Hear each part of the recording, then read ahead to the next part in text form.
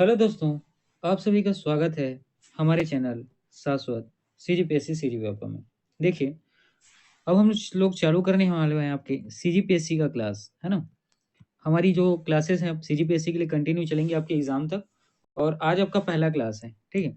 आज आपका याद रखना है आपको कौन से नंबर का, तो पहले नंबर का क्लास है, ठीक है? चलिए, और ठीक है, जो अच्छे क्वेश्चन हैं वो सब मैं आपको मैं करा रहा हूँ। देखिएगा कि आपके सीजीपीएससी में पेपर में प्रश्न किस तरीके से पूछे जाते हैं, ठीक है? देखिए, ये आपका पहला प्रश्न है। इसमें आपसे पूछा गया है कि छत्तीसगढ़ में 2001 से 2011 के मध्य 10 की जनसंख्या वृद्धि दर कितनी थी, आपको बताना है। ए 45.3%, बी 18.06%, सी 22.59% और डी 4.53%। तो यहाँ आपका सही उत्तर होगा ऑप्शन सी 22.59%, है ना? तो 2001 से लेके 2011 तक जो 10 की वृद्धि दर थी कितनी है थी, तो 22.59% आपको याद रखना है। साथ ही 2001 में अगर देखें तो कितनी थी, तो आपको याद रखना है 18.27%, है ना? 18.27% आपको याद रखना इंपॉर्टेंट है ना? 2008 में 1 में 18.27%। चलिए आगे बढ़ते हैं।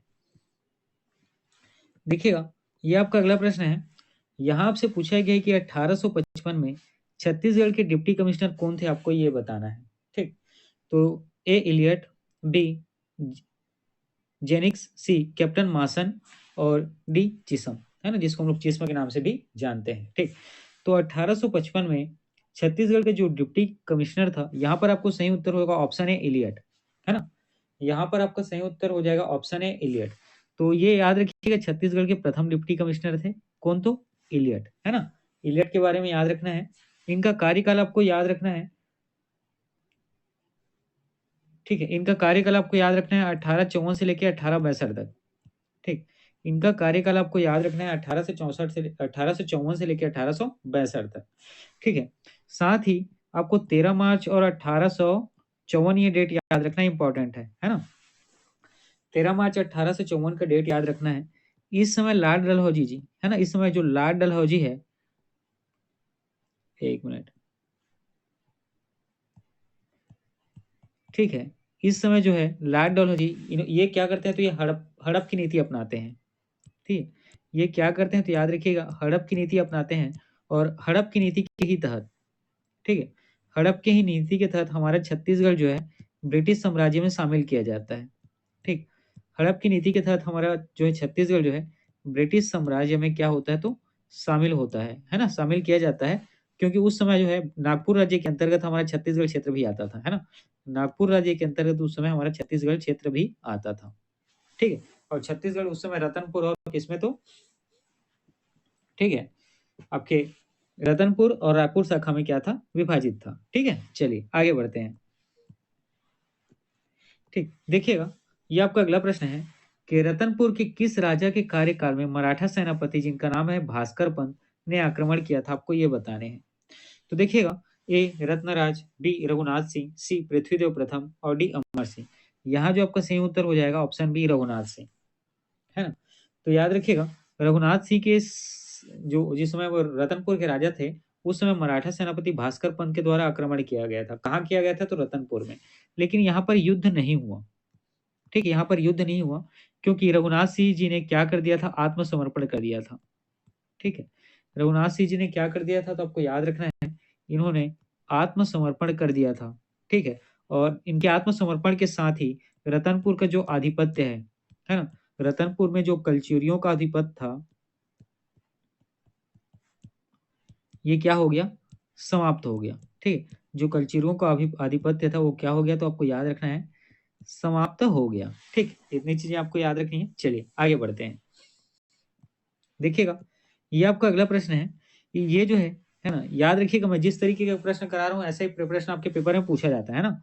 सौर मंडल से संबंधित निम्नलिखित कथनों में कौन सा सही है, आपको बताने हैं। बुध ग्रह सौर मंडल का सबसे गर्म ग्रह है। शनि का उपग्रह गैनीमेड सौर मंडल का सबसे बड़ा उपग्रह है।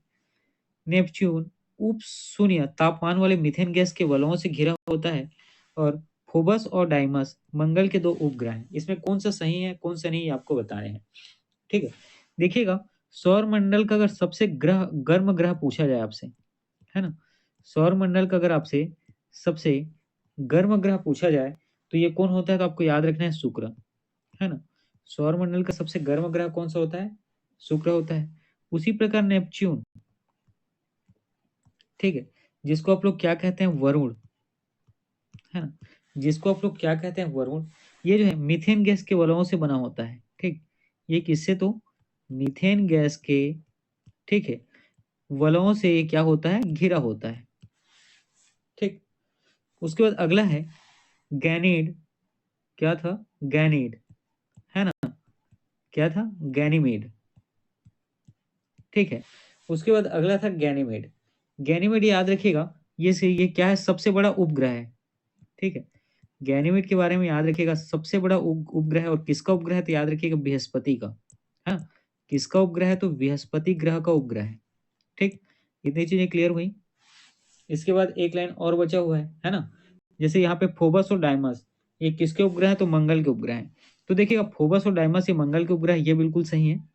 इसके बाद आपका दूसरा जो सही है ये है, ठीक है, यहाँ पे दूसरा जो सही है वो कौन सा होगा आपका, नेपच्यून उप सामान्य तापमान और मीथेन गैस के वलयों से घिरा रहता है। देखिए तीनों चार, तीनों चार वाला ऑप्शन देखिए, ये ऑप्शन सी, ओनली तीनों चार, केवल तीनों चार सही है, तो ये दोनों क्या है, सही है। तो यहाँ पर आपका उत्तर सी हो जाएगा। देखिएगा, ये आपका अगला प्रश्न है। यहाँ आपसे पूछा गया कि पौधों की वृद्धि के संबंध में निम्नलिखित में से कौन सा मैक्रो न्यूट्राइंट की आवश्यकता होती है, आवश्यक है। ए पोटेशियम, बी जिंक, सी बोरान, डी क्लोरीन। तो यहाँ पर आपको जो सही उत्तर होगा ऑप्शन है पोटेशियम। देखिए, जो पादप या पौधे होते हैं उनको विकास के लिए किसका जरूरत पड़ता है, तो माइक्रो न्यूट्राइंट का जरूरत पड़ता है। तो पोटेशियम एक प्रकार का क्या है, तो माइक्रो न्यूट्राइंट है। इसके अतिरिक्त, है ना, पोटेशियम के अतिरिक्त तो किन किन माइक्रो न्यूट्रॉन की जरूरत पड़ती है, कौन से पोषक तत्वों की जरूरत पड़ता है, उसके बारे में हम लोग देखते हैं, ठीक है। उसके बारे में हम लोग देखते हैं। तो इसमें सबसे पहले आपको याद रखना है कार्बन का, हाइड्रोजन का, ऑक्सीजन का, नाइट्रोजन का, सल्फर का और मैग्नीज का। ये सभी जितने भी माइक्रो न्यूट्रॉन्ट या पोषक तत्व हैं, इनकी आवश्यकता जो है पादप को वृद्धि करने में या पौधों की वृद्धि में आवश्यक है। देखिएगा, ये आपका अगला प्रश्न है। यहाँ आपसे पूछा गया है कि 44वां संविधान संशोधन अधिनियम 1978 के द्वारा संपत्ति के अधिकार को मौलिक अधिकार की सूची से हटा दिया गया। अगला है, संपत्ति के अधिकार को संविधान के भाग 12 में अनुच्छेद 300A के तहत विधिक अधिकार बना दिया गया। अब हमें बताने हैं दोनों के बारे में। तो देखिएगा, पहले देखिएगा जो संपत्ति का अधिकार है, ठीक है, संपत्ति के अधिकार जो है पहले आपको कहाँ देखने को मिलता था, तो याद रखना है आपको, अनुच्छेद 19(1) के एफ में देखने को मिलता था, ठीक है। इसको क्या किया गया, हटा दिया गया। और हटाया किससे गया, तो 44वां संविधान संशोधन, एक मिनट, है ना, इसको हटाया कैसा गया, तो 44वां संविधान संशोधन 1978 के तहत इसको हटा दिया गया। और हटाने के बाद इसको कहाँ लेके जाया गया, तो याद रखिएगा संविधान के भाग 12 में, ठीक है, संविधान के भाग 12 में अनुच्छेद 300A में, अनुच्छेद 300A में इसको क्या किया गया, जो मूल अधिकार था, मौलिक अधिकार था, उसको क्या किया गया, कानूनी अधिकार बना दिया गया। उसको कानूनी या विधिक अधिकार बना दिया गया। तो यहाँ पर ऑप्शन ए और ऑप्शन 2, है ना, दोनों कथन, स्टेटमेंट 1 और स्टेटमेंट 2 दोनों क्या है, सही है। तो देखिए ऐसा कोई है तो ऑप्शन सी, कथन 1 और कथन 2 दोनों से ही आपका सही उत्तर हो जाएगा। देखिएगा, ये आपका अगला प्रश्न है।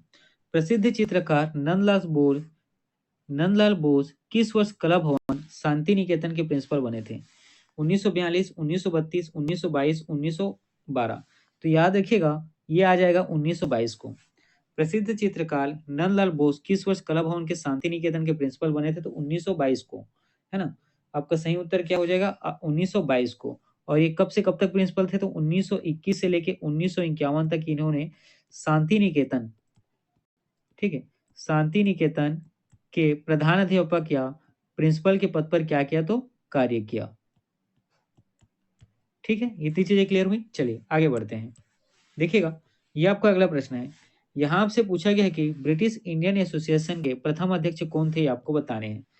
ये सुरेंद्र नाथ बनर्जी, बी गोपाल कृष्ण गोखले, सी राधाकांत देव और डी आनंद मोहन बोस। तो यहाँ पर आपका जो सही उत्तर होगा ऑप्शन सी, राधाकांत देव। ये जो है ब्रिटिश इंडिया एसोसिएशन के क्या थे, तो प्रथम अध्यक्ष थे। ठीक है, क्या थे तो प्रथम अध्यक्ष थे। और ब्रिटिश इंडिया एसोसिएशन कहाँ था तो याद रखिएगा कलकत्ता में था। ठीक है, कहाँ में था तो कलकत्ता में था। और इसकी स्थापना कब किया गया तो स्थापना किया गया अक्टूबर 1951 को। ठीक है, इसकी स्थापना क्या किया कब किया गया तो याद रखिएगा अक्टूबर 1951 को किया गया था। और इसके सचिव कौन थे तो याद रखिएगा सचिव में बहुत फेमस नाम है ना, देवेंद्र नाथ टैगोर जी। इसके सचिव कौन थे तो ये आपको नाम याद रखना है, देवेंद्र नाथ टैगोर जी। ठीक है, इतनी चीजें क्लियर हुई। चलिए आगे बढ़ते हैं। देखिएगा ये आपका अगला प्रश्न है। यहाँ आपसे पूछा गया है कि भारतीय राष्ट्रीय कांग्रेस का त्रिपुरी सम्मेलन कब आयोजित हुआ था, जिसमें नेताजी सुभाष चंद्र बोस जो है कांग्रेस के अध्यक्ष मनोनीत किए गए थे, है ना। तो देखिएगा ए 1936, बी 1937, सी 1938 और डी 1939। तो यहाँ पर जो आपका सही उत्तर हो जाएगा डी 1939। और ये कहाँ हुआ था तो याद रखिएगा जबलपुर में, है ना। कहाँ हुआ था तो जबलपुर के पास का ही एक क्षेत्र है त्रिपुरी, जहां पर क्या हुआ था ये त्रिपुरी सम्मेलन हुआ था। ठीक है, और ये कांग्रेस का जो है इंडियन नेशनल कांग्रेस का 52वां अधिवेशन था, है ना। ये इंडियन नेशनल कांग्रेस का कौन सा अधिवेशन था, 52वां अधिवेशन था, जिसमें नेताजी सुभाष चंद्र बोस को कांग्रेस के अध्यक्ष मनोनीत किए गए थे। ठीक, चलिए आगे चलते हैं। ठीक है दोस्तों, आज का क्लास इतना ही। आज पहला क्लास था, छोटा क्लास है, इसके बाद फिर मैं आगे आगे है ना आपके लिए ठीक है लंबी क्लासेस लाते जाऊंगा। चलिए ठीक है, पढ़ते रहिए।